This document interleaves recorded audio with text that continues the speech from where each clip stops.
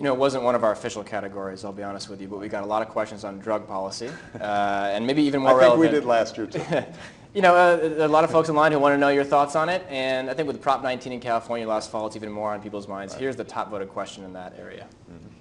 Good evening, Mr. President. My name is MacKenzie Allen. I'm a retired law enforcement officer and member of LEAP, Law Enforcement Against Prohibition.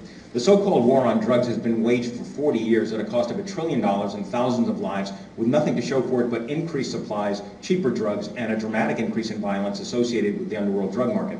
Sir, do you think there will or should come a time for us to discuss the possibility of legalization, regulation, and control of all drugs, thereby doing away with the violent criminal market as well as a major source of funding for international terrorism?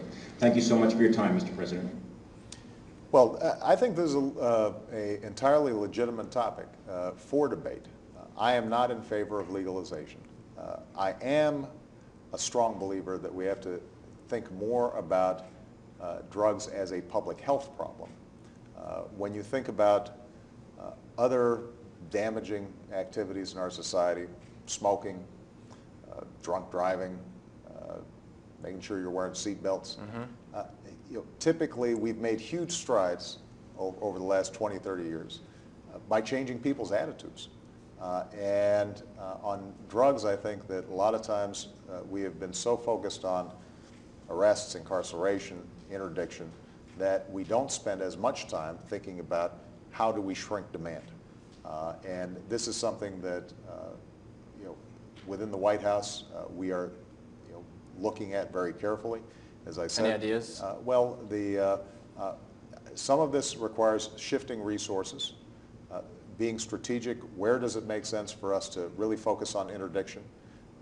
We have to go after drug cartels that not only are selling drugs but are also creating havoc, for example, along the U.S.-Mexican border.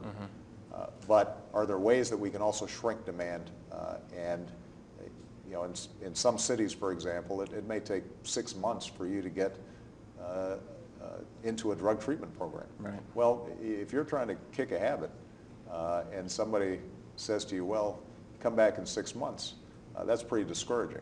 Yeah. And so we've got to do more in figuring out how can we get some resources on that end of it and make sure that, and also look at what we're doing when we have nonviolent first-time drug offenders.